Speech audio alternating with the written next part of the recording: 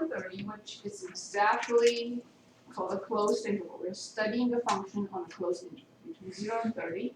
The volume V of 1 kilogram of water at a temperature uppercase T is given approximately by the formula. Of course, I have to copy this formula. Find the temperature at which water has its maximum density. So we're not going just berserk anywhere. We're just one between 0 and 30 degrees. So let's copy this function first. It'll take me 30 seconds to copy it because of all those numbers.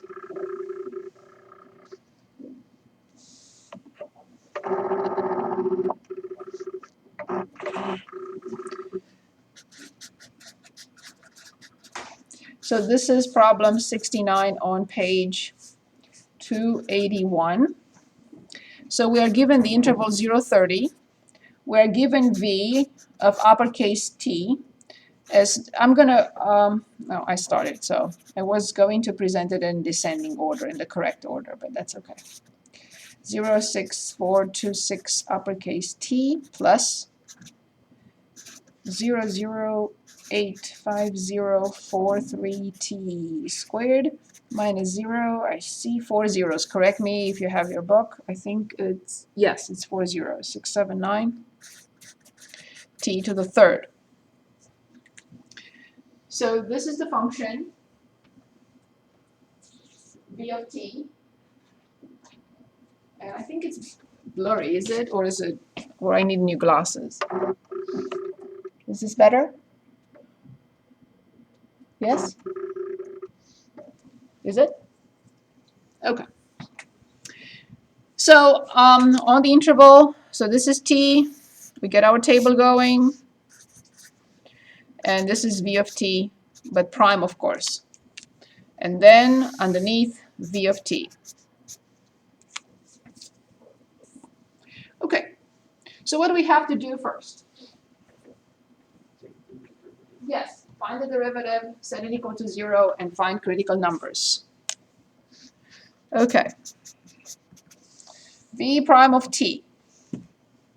I'm going to arrange it in descending order. So I'm going to start with this term. So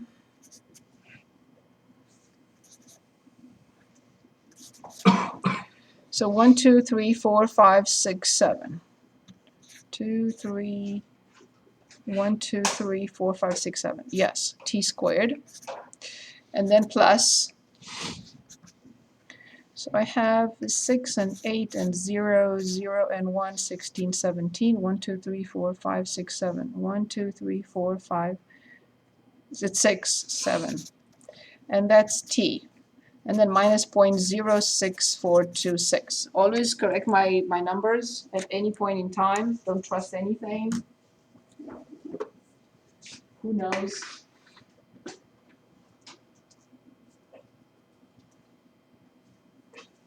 I may look at 7 and see it's 6 or 4. I hope that never happens. Okay, so now we have to set this equal to 0. So we want V prime of T equal to 0. Since I have a negative leading coefficient, I'm going to multiply by -1.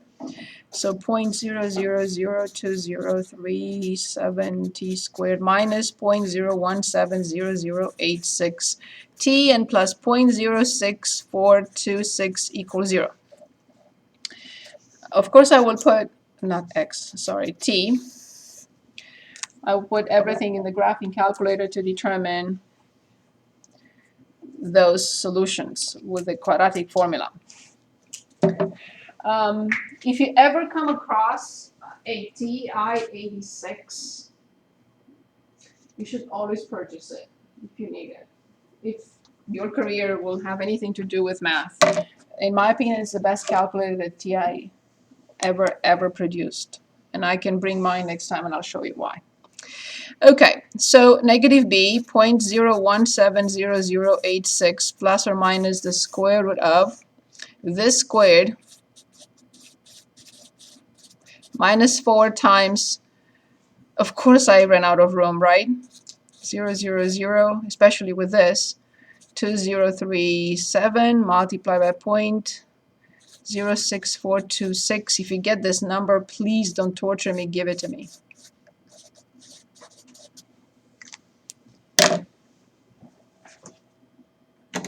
If you get it before I do, please give me the answer. Okay, left parenthesis for the top. Let me clear everything here. Left parenthesis, 0.0. If I make one tiny error, the whole thing collapses. So please watch my numbers. So 86. One more time, 0, yes, 0.086, yes, plus the square root, parentheses, the same number, 0.170086 squared minus 4 times 3 zeros, 2037 times 0.06426. Close the parenthesis under the square root, close the parenthesis outside, and divide in parentheses, please, unless you already multiplied. If you did not multiply, like I did not, please put parentheses, 2037 around the denominator. Okay. Oops, I got something way out there.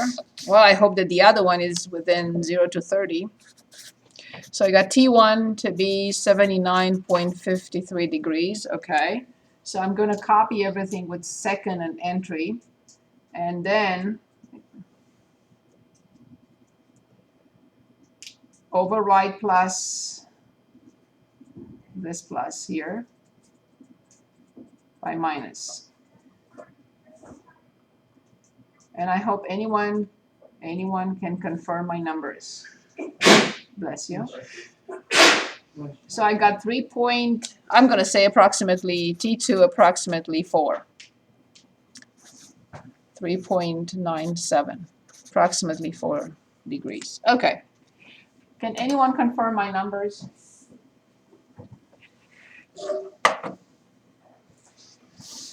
No one can confirm my numbers? Well, in any event,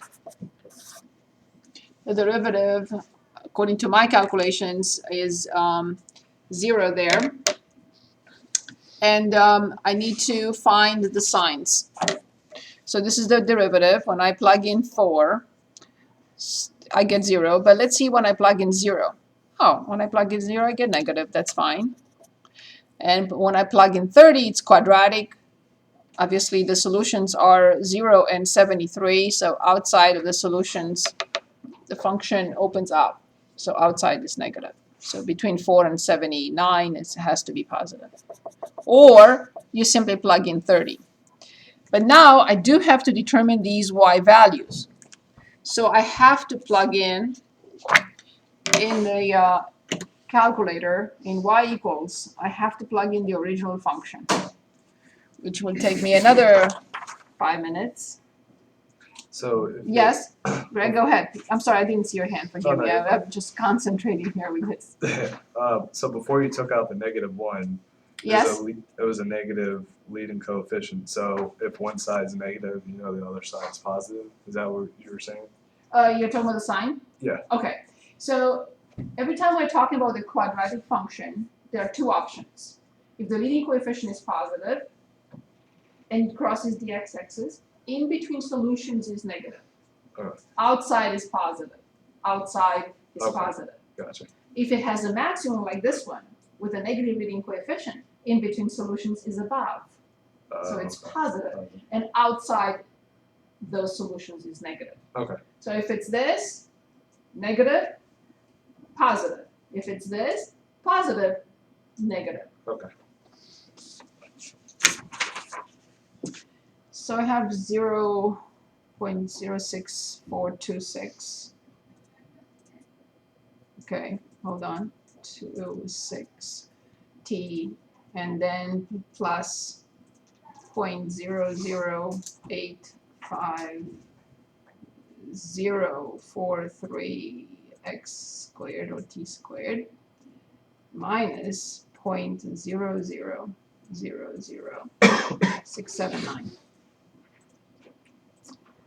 T to the third. Okay, I hope I did not omit anything. So I only need 0 and 4 and 30. That's all I care about. So I can put them in the table. At 0, I got, look at the difference. Interesting. 999.87. At 4, well, it's actually 3 point, let me be more exact, closer to. So it was what, 3.97. That can make a huge difference. 3.9665. Thank you. 2 6s. Thank you. Huge difference. No difference whatsoever. Okay, that's okay. 999.74 and 1003.8. Okay, so here they are. So now, at this point, I check whether these two rows are in sync. If they're not in sync, I have an error somewhere. So, from 999.87 to 999.74, what does the function do? It decreases. Yes. And the first derivative sign supports that or not? It does, because whenever the first derivative is negative, the function is decreasing. Negative slope means the function is decreasing. From 999.74 to 1003.8, what does the function do? Good. Is that supported by the sign of the first derivative? Perfect. So then 4 comma this is what we are looking for. It says, find the temperature at which water has its maximum density. So the maximum density, so this is a minimum, and this is our maximum density. So at 30 and the closed interval 0, 30, this is the maximum density. This is a local min, an absolute min, and this is nothing. So I'm going to write 4 comma 999.74. Local and absolute min.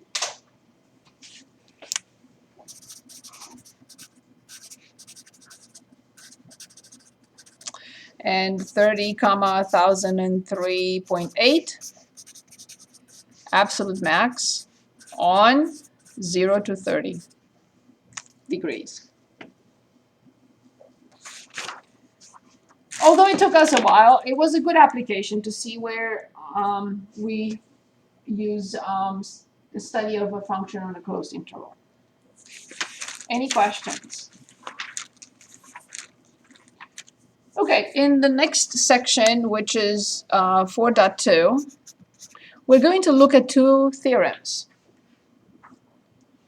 I have a question. Yes, yes, I'm sorry. For when we were typing in the original equation, did we put in 0, 4, and 79.53 or 30? I put in 0, 4, and 30. Okay. Yeah. Yes. So, because in the table, that's all we had. Okay. So we determined the critical number, which was 4. So we plugged in 0 to get this value for the y function or v function. We plugged in 4 to get this value, and we plugged in 30 to get this value. Okay. And then we analyzed. Okay, so from here it comes down to 999.74. Between 0 and 4, it decreases to this. Between 4 and 30, it increases to 1003.8. That's the density. And that will be for 0 to 30 will be the absolute max.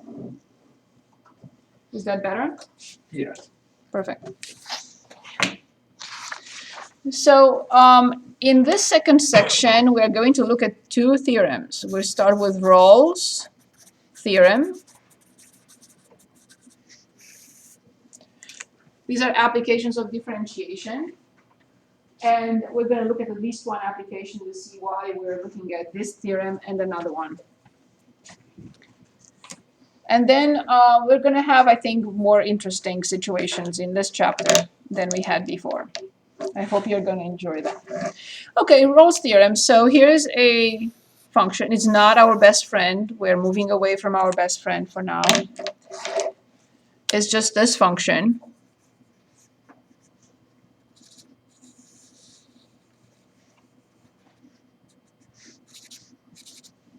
So this is a function f of x.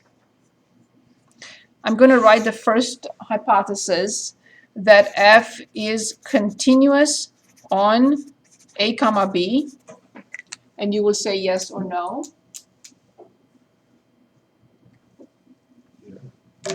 Of course, very good. Number two, I'm going to say that f is differentiable on a comma b, open interval. We don't care what happens at the end points of the interval. And by the way I graph the function, I hope you're going to be in agreement with the third hypothesis. By construction, I started with that just to give you the idea that f of a equals f of b. Agreed?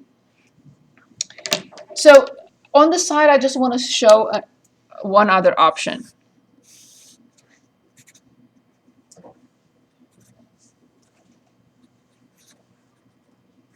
Because I don't want you to think that this is the only possibility.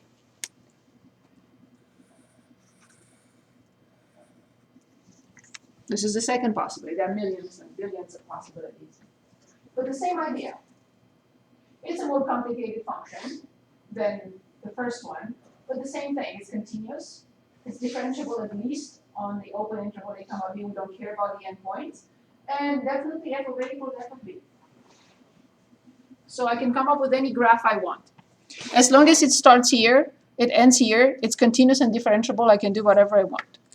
So, and there is a point for that. In a second, you'll see why. I drew that. Then,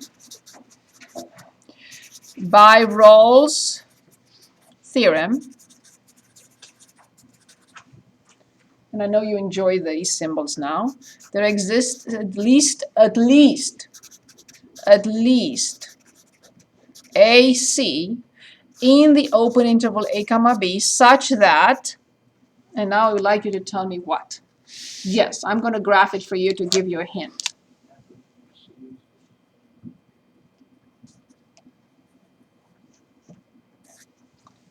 Such that at least one.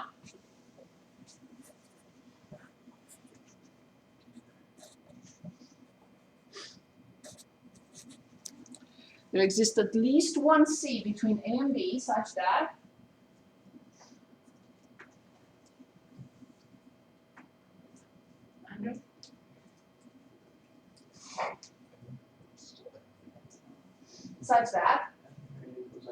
F, these are applications of differentiation, such that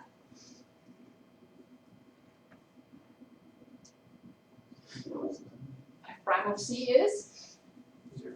Exactly, it has to have at least one term. No function that is continuous and differentiable starts at one point and comes back to the same point if it does not have at least one max, min, or one term.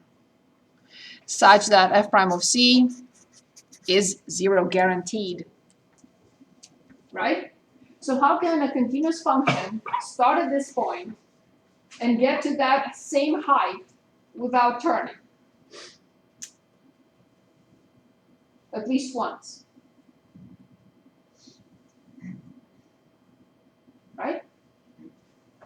So a straight line wouldn't be. Still, f prime of then is going to be 0 all the time. True. F prime will be 0 all the time. Gotcha. It will have as many C's as you want. It doesn't even have to turn. Right. It's a constant. At any point, f prime of C is 0. Right? So no continuous differentiable function can go from one point to another at the same height if it does not have at least a term. And that's Rawls Theorem, basically. Is that clear? Okay, so we will be able to determine that C, where the function turns. So let's look at a first application here.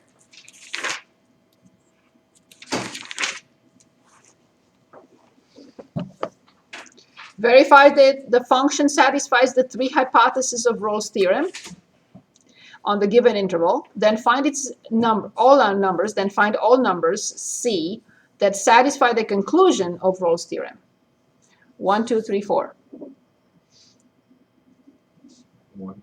Okay. 1 it is.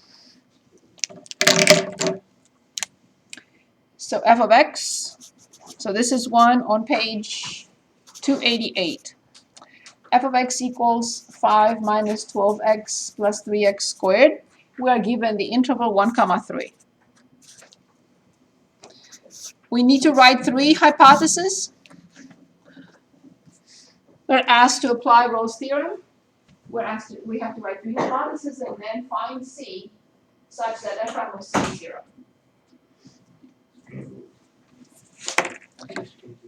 Of course, it's polynomial, right? F continuous on 1, 3, no discussion there, as a poly function.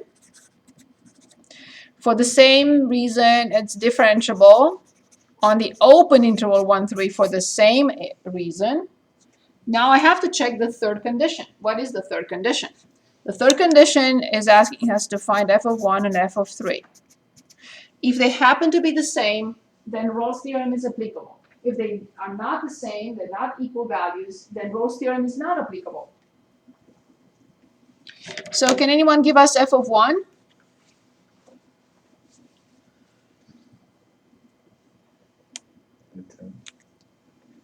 So that's 8 minus, so I got negative, is that negative 4? Okay, right? So 3 plus 5 is 8, minus 12 is negative 4. Let's plug in 3. So 5 minus 36 plus 27, is it? So that's negative 4. All 3 hypotheses of Rawls theorem are fulfilled. So then I can say immediately, therefore,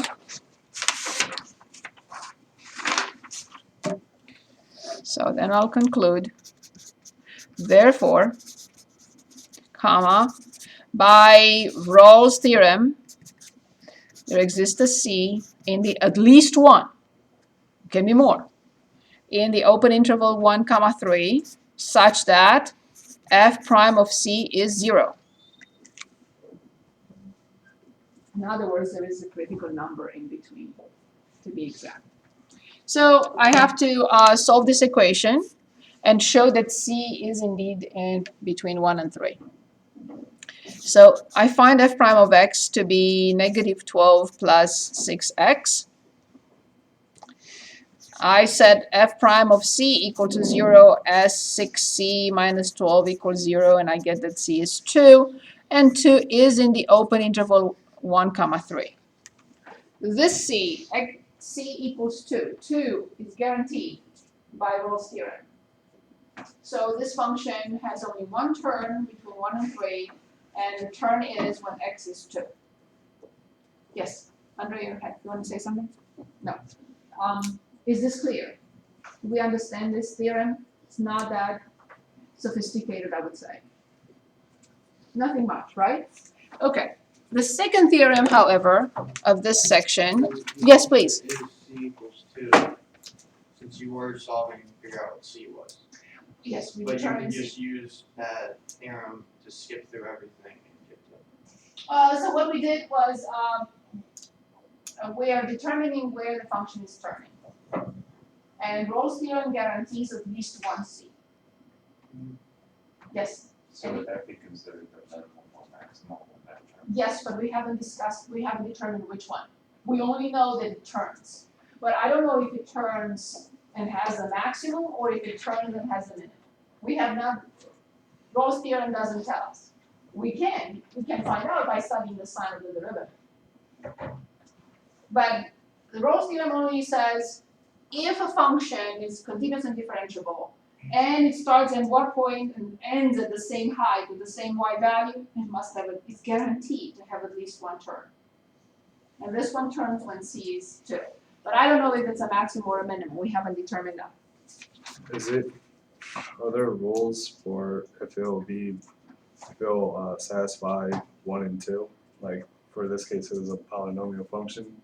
So we said 1 and 2, they are continuous or differentiable because of this reason.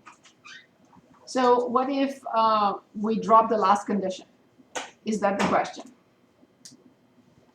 Oh, well, just. Is that the question? No, I misunderstood. To find out if it's continuous or differentiable. So like, In order to find out that it's continuous and differentiable, I have to look at the function. okay, If it's polynomial, I'll never have any problems. right. Would you like us to choose another function? Oh no, I was just For wondering example, there's- if it's a natural log between 1 and 2 is Right. continuous and differentiable. all right. If it's a rational function like 1 over x between 1 and 2 is continuous and differentiable. Okay, all right. Yeah, that's Yeah. all I wanted to know. Otherwise, if any of the three conditions, it's a very good question. If any of the three conditions is not fulfilled, you can say, sorry, I cannot apply. The Rawls theorem does not apply. Okay. Okay. So just to come back to what you were just saying about the third one, that's exactly what's going to happen next. I thought you already read my mind. Or you wanted to teach the next theorem. I'll leave that to you. Okay, so that's called the mean value theorem.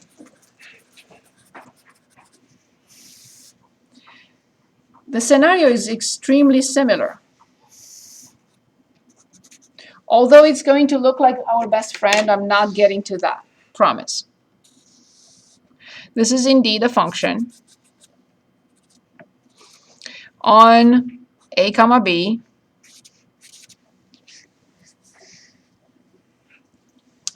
and number one, I hope you agree, f is continuous on a comma b, and number two, f is differentiable on a comma b. I'm going to call this point A and this point B. Can anyone give us the coordinates of point A and the coordinates of point B?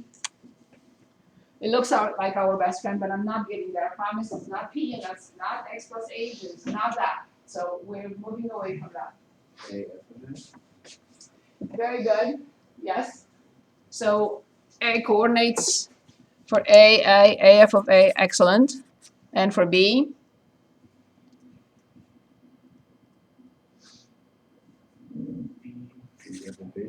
Very good, excellent. I'm going to draw the line segment through A and B. So let's draw a line segment between A and B.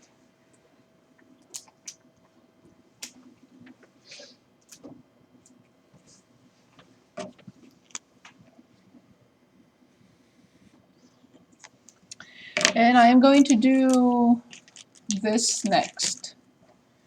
Please watch for a second. I'm going to draw parallel lines to the line segment AB and draw the tangent.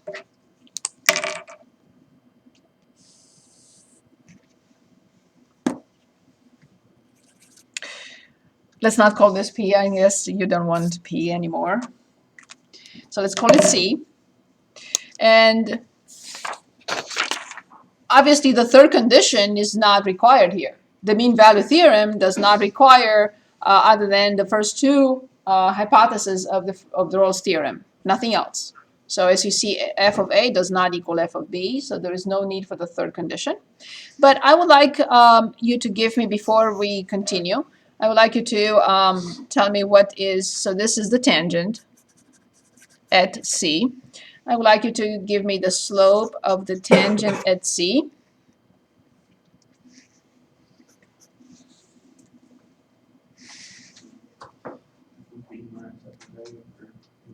That's one of them, indeed. F of B minus f of A over B minus A, but there is one other way, which we learned in this course. What you gave me is perfect, I needed it anyway, but this is what we learned in algebra. But we learned something else in this course. Another way of determining the slope of the tangent line at C, which is?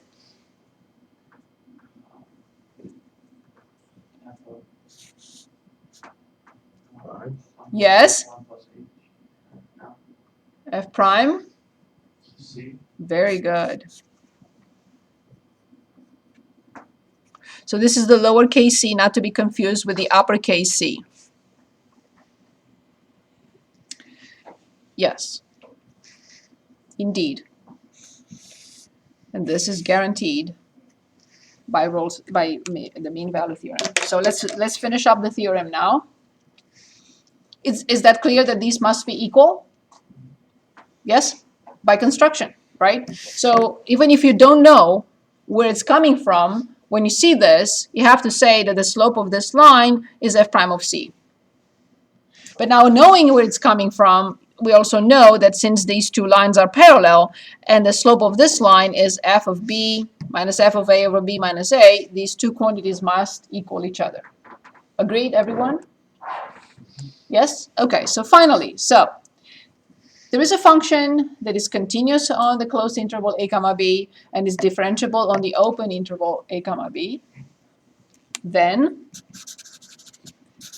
by MVT, the mean value theorem, MVT, there exists a c in the open interval a comma b such that, and you'll tell me what to write, it's already there, such that f prime of c equals f of b minus f of a divided by b minus a. We already determined the condition of the mean value theorem before we even wrote there must be a c such and such. Let's look at why we need this and where it's applicable. Moving forward beyond this section, we're not going to have applications with these two theorems, but they are applications of differentiation, so it's important to look at these two. Okay, so first let's take a look at verify that the function satisfies the hypothesis of the mean value theorem on the given interval, then find all numbers c that satisfy the conclusion of the mean value theorem. So again, it's guaranteed at least one c. The mean value theorem guarantees at least one number c. So, so Greg, if you'd like to, if you want to choose any like a natural log or 1 over x, if something like that appeals to you, since you asked that question, but you don't have to. You know me, I don't like putting anyone on this one. Yeah, can we do number 11? Number 11, okay, number 11 is natural log x, very good.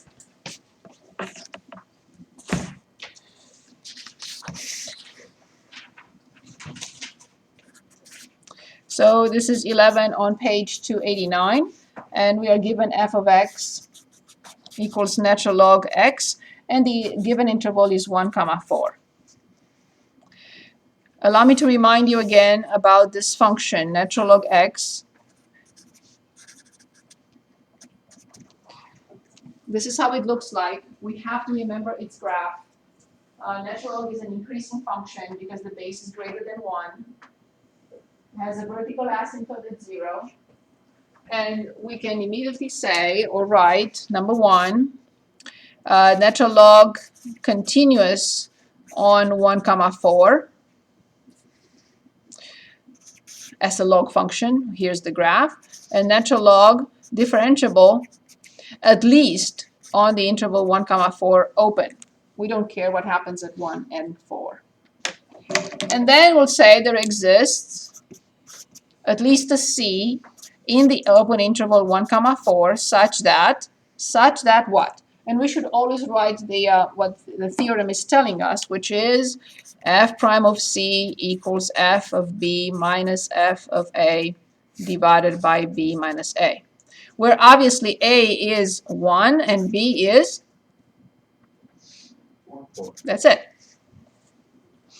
Also, let's determine this side, which is 1 divided by x. In this case, I would like to replace it by 1 over c. So the left-hand side is 1 over c equals f of b minus f of a over b minus a. I should have not written it twice. I should have just plugged it in. So let's plug it in.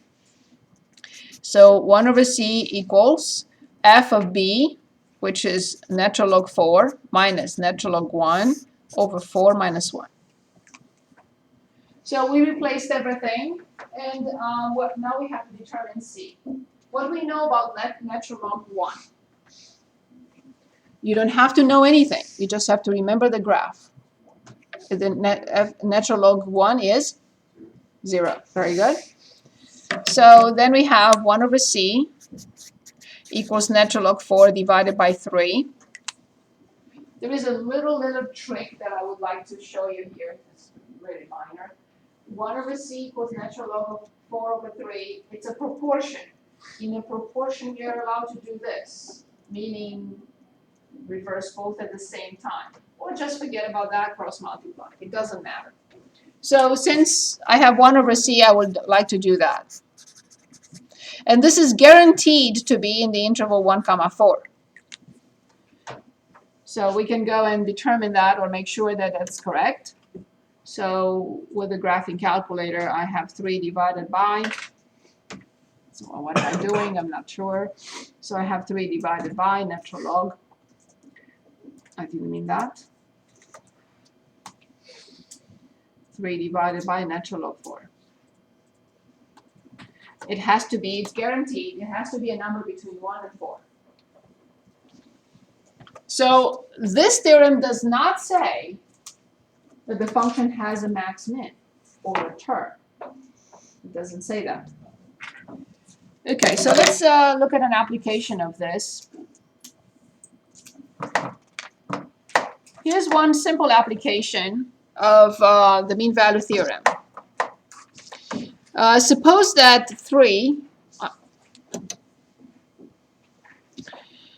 suppose that f prime of x is between 3 and 5 for all values of x. Show that f of 8 minus f of 2 is between 18 and 30. When you study functions, you may be interested or you may come across something like that. And the mean value theorem will help you solve the problem. So let's take a look. So it was on 5, correct? Yes. So this is 24 on page 289.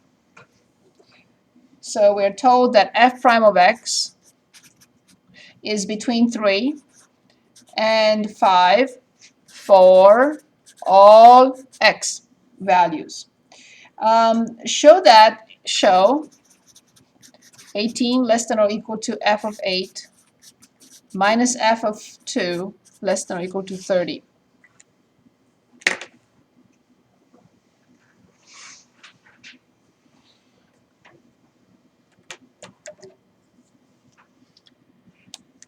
Okay, so here's how we think about this problem.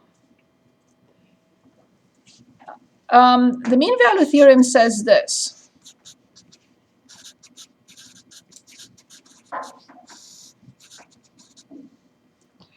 But since we have for all x,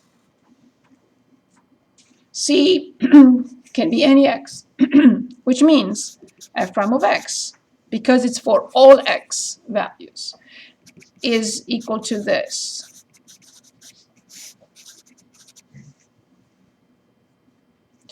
And I'm going to replace it in this compound inequality. I'm going to write 3 less than or equal to f of b minus f of a divided by b minus a and less than or equal to 5. Now I will look at what they are asking us to determine or show and what I have already.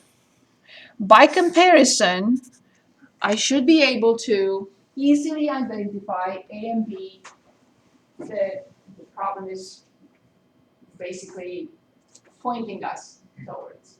Towards what? I don't have the function. So once I compare that in purple and this in purple here at the bottom, then I should be able to identify B and A. What would you say? What is A? 2, 2. What is B? 8. Right?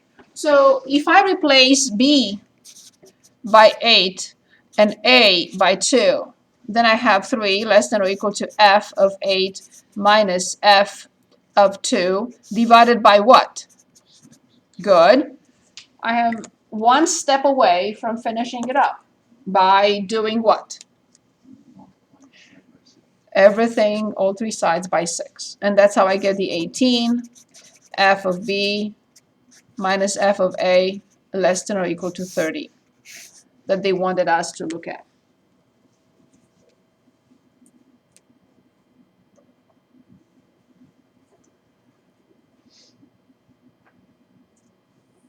That'd be 36. I'm sorry? Oh, 6 times 5.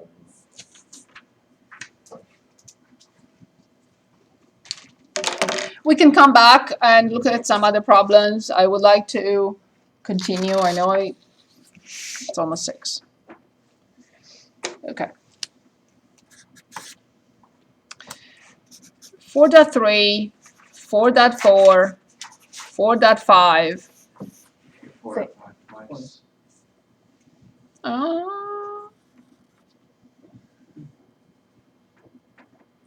Told you to keep an eye. One day I may say that 5 is 6. Because I'm thinking, there's no excuse. I'm thinking, 4.3, 4.5, 4.6. yes. Oh, I skipped a 4. Yes, you did. See, I'm telling you. Okay, these 3 sections deal with exactly the same thing. So I like to present all 3 together. The 4.6 has graphing with calculus and calculators. So we're doing that all the time. We check with the calculator all the time. So what I was thinking about is 4.3, 4.4, and 4.5, of course, the next 3 sections, which I would like to lump them together. And you'll see what happens. So we're going to put all these 3 together because they're referred to the same thing. I don't like to chop them up. It's 4.3, 4.4. Yeah, 4.3, 4.4, and 4.5. 4.6 you can disregard. I'm not going to test you on 4.6. Okay. We use the calculator all the time. So I'm not going to just say, do this with the calculator and copy this or copy that. I'm not going to do that. Okay. So what is this all about? What are we talking about in these 3 sections? We're talking about graphing a function with the use of the first and the second derivative, using f prime and f double prime. That's what this is all about. And there are little pieces in 4.3, some pieces in 4.4, and the whole thing in 4.5 put together. Okay. We already know that when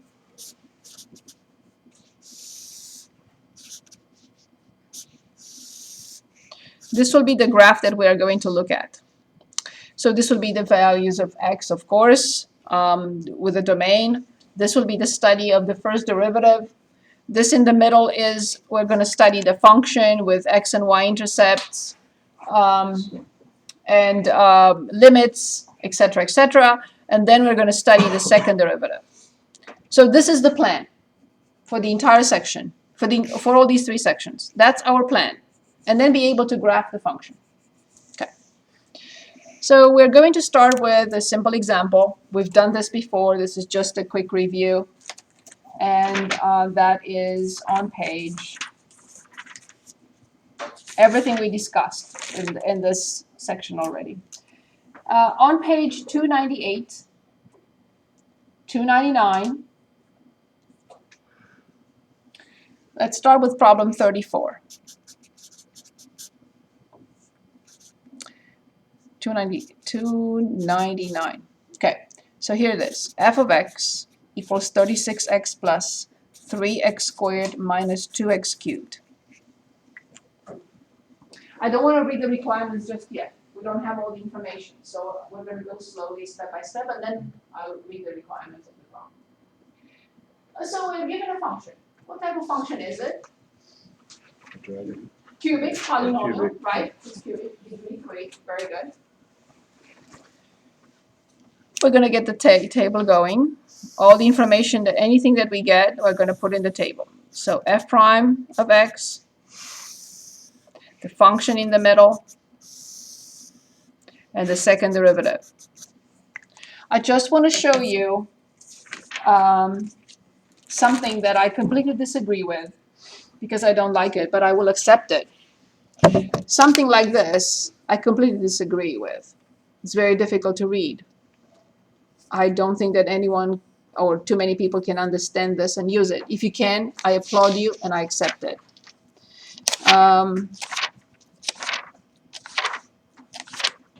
I'll be very happy if you use that table. For example, they're going through all sorts of stuff Yes, they labeled it nicely, but they don't present any summary, any table, and they all of a sudden they say, hey, this is the graph. So the same thing here. They don't summarize any information and they say, hey, this is the graph. I'm fine with it. I'm fine with the method if you agree with it. And then they finally present something, but they don't summarize anything. They just talk about the second derivative and they say this is it and here's the graph. So I can't do that to you. I just simply can't do that. Okay, so we're looking at a polynomial function. It has degree 3. The question, of course, is graph. Find all the possible, all information that you can about this function. And of course, I'm going to ask you the first question is this. That's my first step. What is it? Of course, the domain. So, right, it's a polynomial function. There is no discussion there. First, I would like to find about the function everything I can.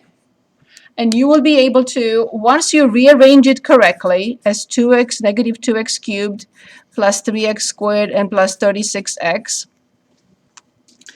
you will be able to give me these limits right away. No question. Yes, let's write it. It's the first problem, so let's write those limits before we put them in the table.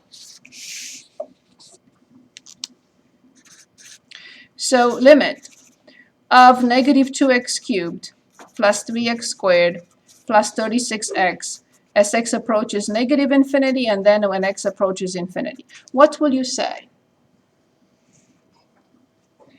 Remember, it's a polynomial function.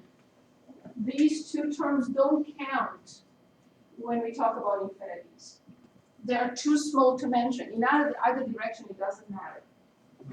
So the one that dictates the powerful one is this. We've done this a long time ago. So this is the powerful one. So when x approaches infinity, where does this go?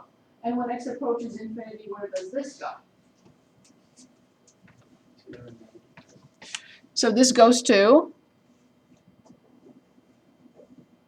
okay, obviously it's not clear. It's not clear, and when it's not clear, it's me. So when x approaches negative infinity, these do not count. Right. So if this goes to negative infinity to the third, is negative infinity to the third, but with negative 2 in front, will make it a positive infinity. Is that clear? Yeah. Yes? Good. What happens when x approaches infinity? It's negative. Yes, it will be negative infinity when x approaches infinity. So this is what I need in my table. I have positive infinity and I have negative infinity.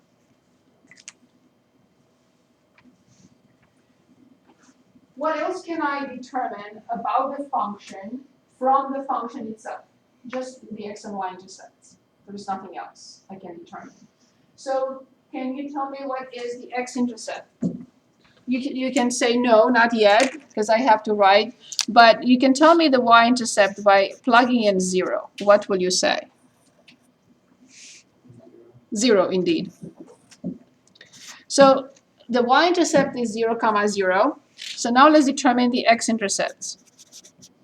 So I have to write f of x equals 0, which is negative 2x cubed plus 3x squared plus 36x equals 0. I already have a solution, which is x equals 0. How many more do I need to determine if they are real? 2 more. 2 more is degree 3. Okay, so I will not divide by x, but factor out x, but not before I multiply by negative 1. So 2x cubed minus 3x squared minus 36x equals 0, and then I factor out x.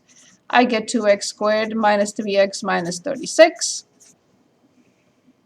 I know the first x-intercept is 0, which is also the y-intercept. And 2 more solutions will come from here.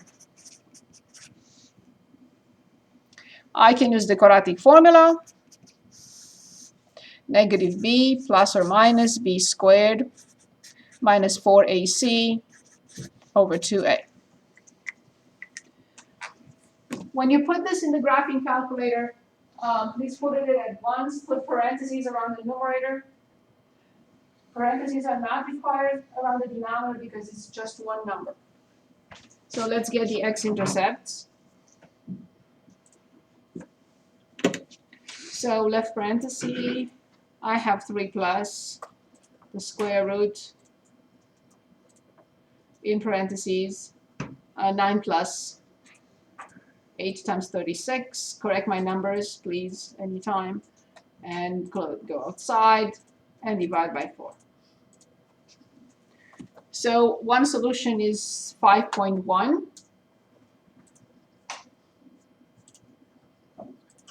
And the other solution is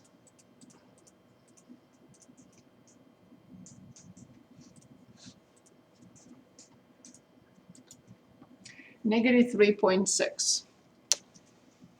So x equals 5.1 and x equals negative 3.6. I go back to the table. Negative 3.6, 5.1.